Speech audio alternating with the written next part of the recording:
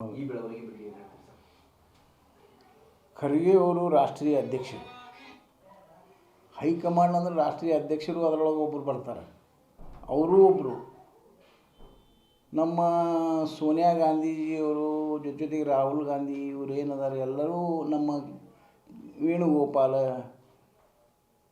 ಎಲ್ಲರೂ ಜೊತೆ ಕೂಡ್ಕೊಂಡು ಒಂದು ಚರ್ಚೆ ಮಾಡಿ ಯಾವುದು ಮಾಡಿದ್ರೆ ಒಳ್ಳೆಯದಾಗ್ತೈತಿ ಅಂತ ಯೋಚನೆ ಮಾಡಿ ಅವರು ಏನು ತೀರ್ಮಾನ ಮಾಡ್ತಾರೆ ಅದು ಅವರು ಬಂದು ನಮ್ಮ ಶಾಸಕರ ಸಭೆ ಕರೆದು ಶಾಸಕರ ಮಧ್ಯದೊಳಗೆ ಹೇಳ್ತಾರೆ. ಇದು ಮಾತ್ರ ಗ್ಯಾರಂಟಿ. ಹೋದ ಬಾರಿನೂ ಅವರು ನಮ್ಮ ಶಾಸಕರ ಸಭೆ ಕರೆದೇ ಹೇಳ್ಯಾರ. ಈಗ ಬಂದು ಅವ್ರು ಹೇಳೋದಲ್ಲ ನಡೀತೈತಿ. ತೀರ್ಮಾನ ಏನಿದ್ರು ಓಕೆ ಸರ್. ಓರಿ ತೀರ್ಮಾನ ಏನೇ ಇದ್ರು ಸಿದ್ದರಾಮಯ್ಯ ಚೇಂಜ್ ಆಗ್ಬೇಕಂದ್ರೂ ಏನೇ ತೀರ್ಮಾನ ಇದ್ದರೂ ಹೈಕಮಾಂಡ್ ಹೇಳ್ತಂದ್ರೆ ಒಪ್ಪಬೇಕಲ್ರಿ, ಪ್ರಶ್ನೆನೇ ಇಲ್ಲ. ಅದಕ್ಕೆ ಮನಸ್ಸಿಲ್ಲ ಅಂದ್ರೆ ಒಪ್ಪಬೇಕಾಗ್ತದೆ. ಮನುಷ್ಯ ಯಾಕಿರಂಗಿಲ್ಲ ರೀ. ಸರ್, ಈಗ ಕುದುರೆ ವ್ಯಾಪಾರ ನಡೆದಿದೆ ಶಾಸಕರು. ಇದು ಮಾತ್ರ ಸುಳ್ಳು. 50 ಲಕ್ಷ 70 ಲಕ್ಷ ಈಗ 100 ಕೋಟಿ 70 ಕೋಟಿ 50 ಕೋಟಿ ಏನೇನೋ ಕೇಳ್ಬಿಡ್ತಾರೆ. ಹೇಳ್ತಾರೆ. ನಿಮ್ಮನ್ನ ಯಾರಾದ್ರೂ ಸಂಪರ್ಕ ಮಾಡಿದಾರೆ? ಈ ರೀತಿ ಯಾರು ನಡೆದಿದೆ? ನಿಮ್ಗೆ ಏನಾದ್ರು ಕಿವಿಗೆ ಬಿದ್ದಿದೆ ಏನಾದ್ರು? ಹಾಗೇನೂ ಇಲ್ಲ. ಒಟ್ಟು ಯಾರು 50 ಕೋಟಿನೂ ಇಲ್ಲ, 75 ಕೋಟಿನೂ ಇಲ್ಲ, 100 ಕೋಟಿನೂ ಇಲ್ಲ. ಇವರು ಸುಮ್ಮನೆ ಇವೆಲ್ಲ ಸೃಷ್ಟಿ. ಅಲ್ಲ ಸರ್, ಗೋವಿಂದ ಕಾರಜೋಳ ಅವರು ಹೇಳಿದಾರೆ ಸರ್, 50 ಕೋಟಿ ಇತ್ತು 70 ಕೋಟಿ ಹೋಗಿದೆ. ಅವ್ರ ಪಾರ್ಟಿಯಾಗ ಇರ್ಬೋದು, ಏನೇನು ನಮ್ಮ ಪಾರ್ಟಿಯಾಗ ಮಾತ್ರ ಇಲ್ಲ. ಕುದುರೆ ವ್ಯಾಪಾರ ನಡೆದ ಕಾಂಗ್ರೆಸ್ ನಲ್ಲಿ ಸರ್, ಈಗ ನಡೆದಿರೋದು ಇಲ್ಲಲ್ಲ. ಅಲ್ರಿ ಸರ್, ಈಗ ನಾನೊಬ್ಬ ಶಾಸಕ ಇದ್ದೀನಿ ಇಲ್ಲಿ. ಈ ಕೇಳಿದ್ರಪ್ಪ ಅಂದ್ರೆ ಈ ನಮಗೇನಾರ ಕೇಳಿದ್ರಂದ್ರೆ ನಮ್ಮ ಜಿಲ್ಲಾ ಶಾಸಕರುಗಳಿಗೆ ಕರೆದು ಕೇಳಿದ್ರಂದ್ರೆ ನಾವೆಲ್ಲರೂ ಜೊತೆ ಕೂಡಿ ಇಂಥ ಒಪಿನಿಯನ್ ಹೇಳ್ತೀವಿ, ಎಲ್ಲರೂ ಕೂಡ್ಕೊಂಡು ಹೇಳ್ತೀವಿ. ಒಬ್ಬರೇ ಹೇಳಂದ್ರೂ ಹ್ಯಾಂಗೆ ಆಗತ್ತಿರೋದು? ಒಬ್ಬರಿಂದ ಏನೂ ಆಗಂಗಿಲ್ಲ, ಎಲ್ಲರೂ ಜೊತೆ ಕೂಡ್ಕೊಂಡು ಹೇಳ್ತೀವಿ. ಎಂ ಬಿ ಪಾಟೀಲ್ ನಮ್ಮ ಉಸ್ತುವಾರಿ ಸಚಿವರು ಅದಾರ, ಅವರು ಸನ್ಮಾನ್ಯ ನಮ್ಮ ಶಿವಾನಂದ ಪಾಟೀಲ್ರು, ಯಶವಂತರಾಯಗೌಡರು ಎಲ್ಲರೂ ಜೊತೆ ಕೂಡ್ಕೊಂಡು ಒಂದು ತೀರ್ಮಾನ ಮಾಡ್ತೀವಿ. ನಮ್ಮ ಜಿಲ್ಲೆಗೆ ಒಟ್ಟಿನಲ್ಲಿ ನನ್ನ ದೃಷ್ಟಿಕೋನದಾಗ ನಾವು ಮಂತ್ರಿ ಆಗೋದಕ್ಕಿಂತ ಅಥವಾ ಈ ಗದ್ದಲ ಆಗೋದಕ್ಕಿಂತ ನಮಗೇನು ಬೇಕಾಗ್ಯದ, ಇನ್ನೂ ಒಟ್ಟು ನಮ್ಮ ಕ್ಷೇತ್ರದಲ್ಲಿ ಯಾವುದೂ ಅಭಿವೃದ್ಧಿನೇ ಇಲ್ಲ. 10 ವರ್ಷ ಆಯಿತು ಒಂದು ರೋಡ್ ಇಲ್ಲ. ಇನ್ನೊಂದಲ ಒಬ್ಬರು ಒಂದು ರೋಡ್ ಹಾಕಿಲ್ಲ. ಆದರೆ ಅವು ಕಂಪ್ಲೀಟ್ ರೋಡ್ ಮಾಡಿ ನಮಗೆ ಅಭಿವೃದ್ಧಿಗೆ ಹಣ ಕೊಡಲಿ ಸಾಕು. ನಮ್ಮ ಬೇಡಿಕೆ ಮಾತ್ರ ಇಷ್ಟೇ ಇದೆ. ಹೋಗಿದಾರ ಅನ್ನೋದಕ್ಕಿಂತ ನಮ್ಗೆ ಗೊತ್ತಿದ್ದ ಮಟ್ಟಿಗೆ ಅಲ್ಲಿ ಬೆಂಗಳೂರಿನಾಗ ಹೋಗಿ ಅಲ್ಲಿ ಯಾರು ಏನೂ ಪ್ರಯತ್ನವೇ ನಡೆದಿಲ್ಲ. ಆದರೆ ಸೃಷ್ಟಿ ಏನಾಗತ್ತೆ ಅದಪ್ಪ ಅಂದ್ರೆ ಇಲ್ಲ ಕಚ್ಚಾಟ ನಡೆದ ಅಂತ ಹೇಳ್ತೀರಿ ನೀವು. ಕಚ್ಚಾಟ ಅನ್ನೋಕ್ಕೆ ಏನು ಪ್ರಶ್ನೆನೇ ಇಲ್ಲಲ್ರಿ. ಈಗಂತೂ ನನ್ನ ಪ್ರಕಾರ ನೋಡಿದ್ರೆ ಈಗ ಸದ್ಯಕ್ಕಂತೂ ಯಾರೂ ಏನೂ ಮಾಡೋಂಗಿಲ್ಲ. ಯಾಕಂದ್ರೆ ಅಧಿವೇಶನ ಚಾಲೂ ಐತಿ, ಅಧಿವೇಶನದಾಗ ಸಮಸ್ಯೆ ಬೇಡ. ಮತ್ತು ನಮ್ಮ ಮಾನ್ಯ ಮುಖ್ಯಮಂತ್ರಿಗಳು ಬಜೆಟ್ ಮಂಡನೆ ಆಗ್ತೈತಿ. ರಿಕಾರ್ಡ್ ಬ್ರೇಕ್ 17 ಬಾರಿ ಈಗಾಗಲೇ ಮಾಡಿದ್ದಾರೆ, 18ನೇ ಬಾರಿ ಈಗ ಬಜೆಟ್ ಮಂಡನೆ ಮಾಡ್ತಾರೆ. ಮತ್ತು ಅಲ್ಲಿ ತನಕ ಅವ್ರಿಗೆ ಅವಕಾಶ ಇರ್ಬೋದು ಅಂತ ನಮ್ಮ ಲೆಕ್ಕ ಐತಿ. ಮತ್ತು 99% ಏನು ಹೇಳಬೇಕಪ್ಪ ತಮಗಂದ್ರೆ, ನಾವು ಅಷ್ಟು ದೊಡ್ಡವರಲ್ಲ. CM ಇವರೇ ಆಗಬೇಕು, ಇವರೇ ಮಾಡಬೇಕು, ಇವರಿಗೆ ಆಗಬೇಕು, DK ಶಿವಕುಮಾರ್ ಆಗಬೇಕು ಅಥವಾ ಸಿದ್ದರಾಮಯ್ಯನವರೇ ಮುಂದುವರಿಬೇಕು ಅಂಥೇಳಿ ಹಿಂಗೆ ನಾವು ಅಂತೂ ಹೇಳೋಕೆ ಅಷ್ಟು ದೊಡ್ಡವರು ಆಗಿಲ್ಲ. ಅದರ ಆಗುವಂಥ ಪ್ರಶ್ನೆನೂ ಇಲ್ಲ. ಈಗ ಹೈಕಮಾಂಡ್ ಏನು ತೀರ್ಮಾನ ಮಾಡ್ತೈತಿ ಅದನ್ನು ನಾವು ಫಾಲೋ ಅಪ್ ಮಾಡ್ತೀವಿ. ಅಲ್ಲ, ಹೌದು, CLP ನೀವು ಈಗ ಮತ್ತೆ ಇರ್ತೀರಿ, ನಿಮ್ಮದು ಒಂದು ಓಟ್ ಇರ್ತದೆ, ಆದ್ರೆ ನಿಮ್ಮದೇ ಆದಂಥ ಒಂದು ಅಭಿಪ್ರಾಯ ಇರ್ತದೆ. ಅಂದರೆ ಈ ರೀತಿ ಗೊಂದಲ ಏನು ಉಂಟಾಗಿದೆ, ಸಿದ್ದರಾಮಯ್ಯ ಮುಂದುವರೆದ್ರೆ ಚೆನ್ನಾಗಿರ್ತದೋ ಅಥವಾ DK ಶಿವಕುಮಾರ್ ಅವರು ಅವಕಾಶ ಕೊಟ್ಟರೆ ಚೆನ್ನಾಗಿರ್ತದೋ ಅಂತ? ಅವಕಾಶ ಅಥವಾ ಮುಂದುವರಿತಾರೋ ಏನು ಮಾಡ್ತಾರೋ ಈಗಾಗಲೇ ತಮಗೆ ಉತ್ತರ ಹೇಳೀನಿ ನಾವು ಆ ಮಟ್ಟಕ್ಕೆ ಬೆಳೆದಿಲ್ಲ. ಟೋಟಲಿ ಸಿದ್ದರಾಮಯ್ಯ ಅವರೇ ಆಗ್ತಾರೋ ಮುಂದುವರಿತಾರೋ ಗೊತ್ತಿಲ್ಲ, ಅಥವಾ DK ಶಿವಕುಮಾರ್ ಆದರೂ ಆಗ್ಬೋದು, ಅದು ಗೊತ್ತಿಲ್ಲ. ಒಟ್ಟಿನಲ್ಲಿ ಆ ಮಟ್ಟಕ್ಕೆ ನಾವು ಮಾತ್ರ ಬೆಳೆದಿಲ್ಲ ಅಂತ ಹೇಳಬಲ್ಲೆ ನಾನು. ಸರ್, ಕೆಲವೊಬ್ರು ಆಲ್ರೆಡಿ ಏನು ಮಾಡಿದ್ದಾರೆ, ಗುರುತಿಸ್ಕೊಂಡ್ಬಿಟ್ಟಾರೆ. ನಾ DK ಶಿವಕುಮಾರ್ CM ಆಗಬೇಕು ಅಂತ ಡೆಲ್ಲಿಲಿ ಅವ್ರು ಕೆಲವೊಂದು ಜನ ಕೂತ್ಕೊಂಡಾರ, ಇಲ್ಲ ಸಿದ್ದರಾಮಯ್ಯ ಅವರು ಮುಂದುವರಿತಾರೆ ಅಂತ ಒಂದು ಜನ ಕೂತಿದ್ದಾರೆ. ನಾವು ತಟಸ್ಥನೋ ಅಥವಾ ಯಾರ ಪರವಾಗಿದ್ದೀನೋ ಅಂತ? ಯಾರ ಪರವಾಗಿನೂ ಇಲ್ಲ, ನಾವು ಕಾಂಗ್ರೆಸ್ ಪಾರ್ಟಿ ಪರವಾಗಿದ್ದೀನಿ. ಸರ್, ಈಗ ಕೆಲವು ಸ್ವಾಮೀಜಿಗಳು ಸಹ ಹೌದು ಸಿದ್ದರಾಮಯ್ಯ ಸೀಟ್ ಬಿಟ್ಕೊಡ್ಬೇಕು, DK ಶಿವಕುಮಾರ್ ಆಗಬೇಕು ಪಕ್ಷ ಸರ್.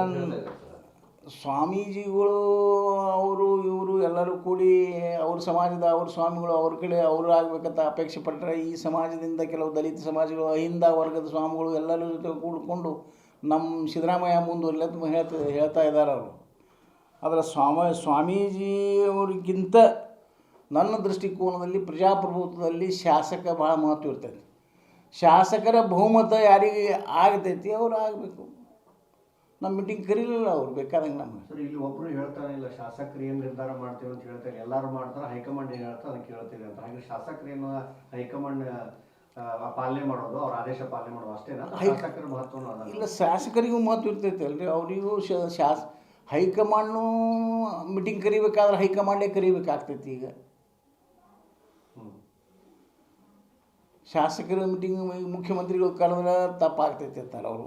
ಯಾಕಪ್ಪ ಸುಮ್ಮನೆ ರಿಸ್ಕ್ ಏನೇನೋ ಅಥವಾ ಸಿದ್ದರಾಮಯ್ಯ ಹಿಂಗೆ ಗೆಟ್ ಟುಗೆದರ್ ಅವರು ತಮ್ಮ ಮನಸ್ಸಿಗೆ ಇದು ಮಾಡಿಕೊಂಡು ಯೋಚನೆ ಮಾಡೋ ಸಂಬಂಧ ಒಬ್ರಿಗೆ ಭೇಟಾದರೆ ಬದಲಾವಣೆ ಆಗ್ತಾರೆ ಸುಮ್ಮನೆ. ಈಗ ದಲಿತ ಸಿಎಂ ಆಗಲಿ, ದಲಿತರೊಬ್ಬರು ಸಿಎಂ ಆಗಬೇಕು ಶುರುವಾಗಿದೆ. ದಲಿತರಷ್ಟೇ ಅಲ್ಲ, ಮಲ್ಲಿಕಾರ್ಜುನ್ ಖರ್ಗೆ ಅವರು ಆಗಬೇಕು ಅನ್ನೋದನ್ನ ಈ ಕೂಗು ಶುರುವಾಗಿದೆ ಸರ್. ಅದಕ್ಕೆ ತಮ್ಮ ಬೆಂಬಲ ಇದೆಯಾ ಅಥವಾ ಹೆಂಗೆ ಸರ್? ಯಾಜೇ ದಲಿತನಾಗಿ ಹೇಳಬೇಕಂದ್ರೆ ಒಮ್ಮೆ ಅವಕಾಶ ಕೊಡಬೇಕು, ಅವರಿಗೂ ಅವಕಾಶ ಕೊಡಬೇಕಲ್ಲ. ಸಿಕ್ಕಿಲ್ಲ, ಸಿಕ್ಕೇ ಇಲ್ಲ. ಕರ್ನಾಟಕ ರಾಜ್ಯದಲ್ಲಿ ಎಂದೂ ಸಿಕ್ಕೇ ಇಲ್ಲ ಇನ್ನಂತನ. ಬೇಕಾದ್ರೆ ಮಹಾರಾಷ್ಟ್ರನಾಗ ಸಿಕ್ಕೈತಿ, ಪಕ್ಕದ ಮಹಾರಾಷ್ಟ್ರನಾಗ ಈಗಾಗಲೇ ಇಂಥ ಸ್ಥಿತಿ ಬಂದಾಕರೆ ನಮ್ಮ ಸುಶೀಲ್ ಕುಮಾರ್ ಶಿಂದೆ ಅವರಿಗೆ ದಲಿತ ಮುಖ್ಯಮಂತ್ರಿ ಆಗಿ ಹೋಗ್ಯಾರ ಅಲ್ಲಿ. ಕರ್ನಾಟಕನಾಗಂತೂ ಒಟ್ಟ ಇಲ್ಲ, ಯಾವ ಪಾರ್ಟಿಗೂ ಇಲ್ಲ, ಯಾವ ಪಾರ್ಟಿನೂ ಇಲ್ಲ ಒಟ್ಟ ಟೋಟಲಿ. ಆದರೆ ಸ್ವಾಗತ ಅವಶ್ಯ ರೀ. ನಾವೊಬ್ಬ ದಲಿತನಾಗಿ ಮತ್ತು ಸ್ವಾಗತ ಮಾಡೇಬೇಕಲ್ರಿ, ಅದರಾಗ ಏನೈತಿ. ಆಗಬೇಕು, ಕೊಟ್ಟರೆ ಯಾರು ಬೇಡತಾರೆ, ಯಾರು ಮುಖ್ಯಮಂತ್ರಿ ಸ್ಥಾನವಲ್ಲತ್ತಾರೆ. ಯಾವ ಸಮಾಜರೇ ಇರಲಿ ಅಥವಾ ಯಾವುದೇ ಕಾಸ್ಟ್ದವ್ರು ಇದ್ದರೂ ಅವರು ತಮ್ಮ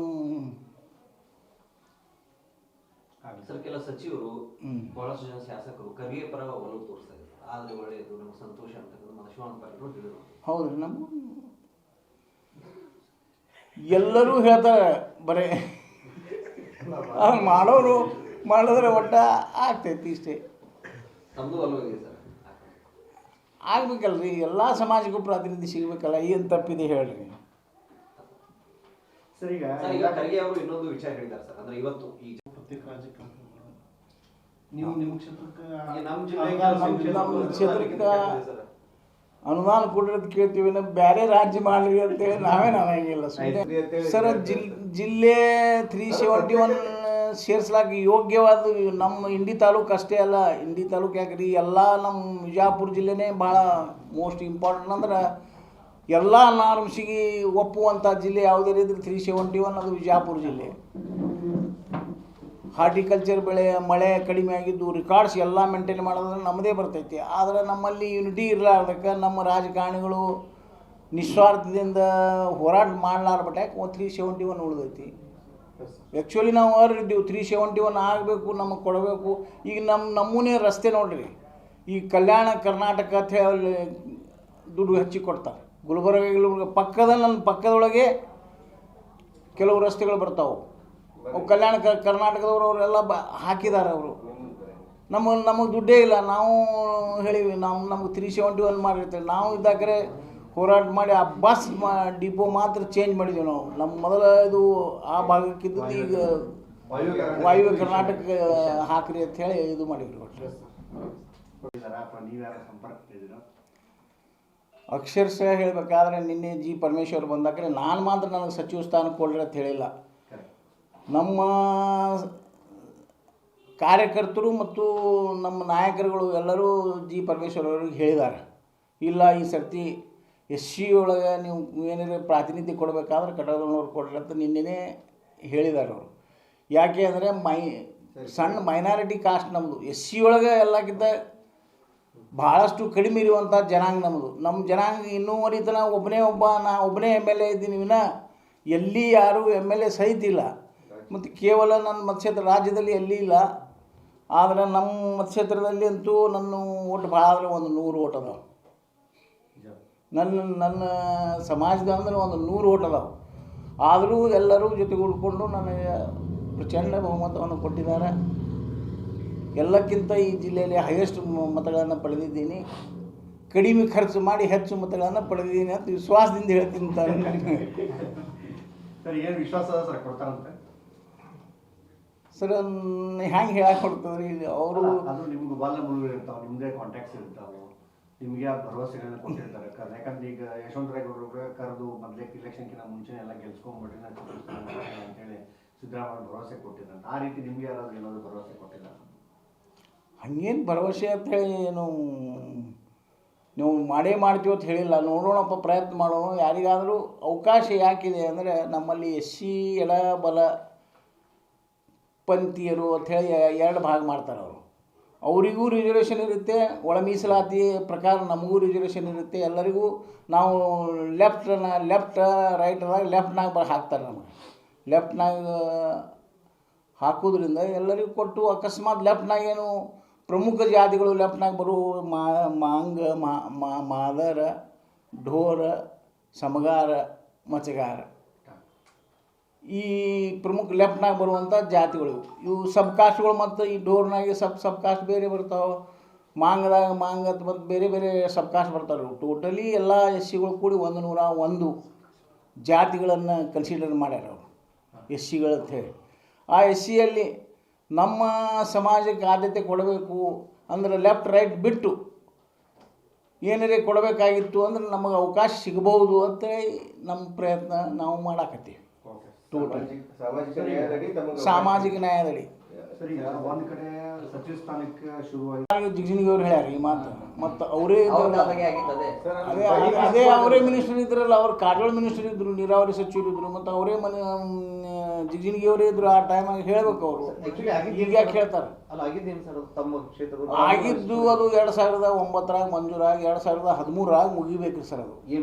ಅದು ಚರ್ಚಾಣಿ ಐತಿ ನೀರಾವರಿ. ಒಟ್ಟು 9,250 TMC ನೀರನ್ನು ಉಪಯೋಗ ಮಾಡ್ಲಿಕ್ಕೆ ಬರ್ತದೆ. 21,000 ಎಕರೆ ನೀರಾವರಿ ಆಗುತ್ತೆ. ಅದಕ್ಕೆ 500 ಕೋಟಿ ರೂಪಾಯಿ ಖರ್ಚು ಮಾಡಿದ್ದಾರೆ. ಖರ್ಚು ಮಾಡಿ ವಾಸ್ತವಿಕತೆ ಏನಿತ್ತಪ್ಪ ಅಂದ್ರೆ, ನಾನು ಚುನಾಯಿತ ಪ್ರತಿನಿಧಿ ಆಗೋಕ್ಕಿಂತ ಮುಂಚೆ ಅದನ್ನು ನುಂಗಿ ಬಿಟ್ಟಿದ್ರು ಅಂತ ನನ್ನ ಭಾವನೆ. ನಾನು ಹೇಳಕ್ಕೆ ಇಚ್ಛೆಪಡ್ತೀನಿಲ್ಲ. ಬಹುಶಃ ಅಲ್ಲಿ ಏನು ಒಂದು ಕೆಲವು ಕಡೆ ಪೈಪೇ ಹಾಕಿಲ್ಲ, ದುಡ್ಡು ಎಲ್ಲ ಎತ್ತಿಬಿಟ್ಟಾರೆ. ಈ ಟೈಪ್ ಮಾಡಿದರು. ಎಮ್ ಡಿ ಬಂದು ಎದುರುಗಡೆ ಹೇಳಿ MD ಕೈಲಿ ಮತ್ತೆ ಇದು ಮಾಡಿಸಿ ಎಲ್ಲವನ್ನು ಅವ್ರಿಗೆ ಒಟ್ಟು ನೀರಾವರಿಗೆ 620 ಔಟ್ಲೆಟ್ಗಳದಾವ್ರಿ. ಆ 620 ಔಟ್ಲೆಟ್ಗಳಲ್ಲಿ ಒಂದು ಸುಮಾರು 50% ಒಟ್ಟು ಸ್ಟಾರ್ಟ್ ಆಗಿತ್ತಿಲ್ಲ. ಅಂದರೆ ಒಟ್ಟು ಅಲ್ಲಿ ಪೈಪ್ನೂ ಇಲ್ಲ, ಏನೂ ಇಲ್ಲ. ಒಟ್ಟು ಇದು ಮುಗಿದಿದೆ. ನಾನೇ ಪ್ರಶ್ನೆ ಹಾಕಿದ್ದೆ, ಫಸ್ಟ್ ಪ್ರಶ್ನೆನೇ ಚರ್ಚಾಣಿ ನೀರಾವರಿ ಏನಾಯಿತು, ಯಾವ ಹಂತದಲ್ಲಿದೆ ನನಗೆ ತಿಳಿಸ್ಬೇಕಂತ ಅಸೆಂಬ್ಲಿಗೆ ಪ್ರಶ್ನೆ ಹಾಕಿದಾಕರೆ ಅವ್ರು ಉತ್ತರ ಕೊಟ್ಟರು. ಮುಗಿದಿದೆ, ನೀರಾವರಿ ಆಗಿದೆ ಅಂತ ಕೊಟ್ಟರು. ಅಲ್ಲಿ ಪೈಪ್ನೂ ಇಲ್ಲ, ನೀರನ್ನೂ ಇಲ್ಲ. ನೀರಾವರಿ ಆಗಬೇಕ್ರಿ, ನೀರು ಇಲ್ಲ, ಪೈಪ್ನೂ ಇಲ್ಲ. ಎಷ್ಟು ಗೋಲ್ಮಾಲ್ ಆಗಿದೆ ಸರ್ ಅದರಲ್ಲಿ? ಗೋಲ್ಮಾಲ್ ಇನ್ನೇನಾಗ್ಯದೋ ಗೊತ್ತಿಲ್ಲ. ಆದರೆ ಈಗ ಮಾತ್ರ ಕಂಪ್ಲೀಟ್ 500 ಕೋಟಿ. 500 ಕೋಟಿ ಅಲ್ಲ ಸರ್, ಅದರೊಳಗೆ ಒಂದು 50 ಕೋಟಿ ಅದರ ಕೆಲಸ ಆದಂಗಿದೆ ಸರ್. 50 ಕೋಟಿದು ಮಾಡ್ಯಾರ ಅವರು. ಮುಂಚೆನೂ ಒಟ್ಟಿನಲ್ಲಿ ಅದನ್ನು ಎತ್ತಿ ಹಾಕಬೇಕಂತ ಮಾಡಿದ್ರು. ನಾನು MD ಜೊತೆ ಹೋರಾಟ ಮಾಡಿ MD ಇಲ್ಲಿ ಬಂದು ಕರೆಸಿ ಚಡ್ಚಾಣ ಇವಾಗ ಕೂಡಿಸಿ ಅವ್ರಿಗೆ ಎಲ್ಲರಿಗೂ 620 ಔಟ್ಲೆಟ್ಗಳಿಗೆ ಬೇಕಾದ್ರೆ ನೀವು ನೀರು ಎಲ್ಲರೇ ಬರ್ತದೆ ಅಂದ್ರೆ ನಾನು ರಾಜೀನಾಮೆ ಕೊಡ್ತೀನಿ, ನೋಡಿಲ್ಲ ಅಂದ್ರೆ ನನಗೆ ಮಾಡಿಕೊಡ್ಬೇಕು ನೀ ಯಾವುದೇ ಪರಿಸ್ಥಿತಿಗೆ ಅಂದಾಕರೆ ಮಾಡ್ಯಾರ. ಈಗೆಲ್ಲ ಎಲ್ಲ ಕಂಪ್ಲೀಟ್ ಆಗಿದೆ. ಈಗ ಸಮಯ ಸಿಕ್ತಂದ್ರೆ ಮುಖ್ಯಮಂತ್ರಿಗಳಿಂದ ಉದ್ಘಾಟನೆ ಮಾಡಿಸ್ಬೇಕಂತ ಮಾಡಿವಿ. ಅದಕ್ಕೆ ನಾವು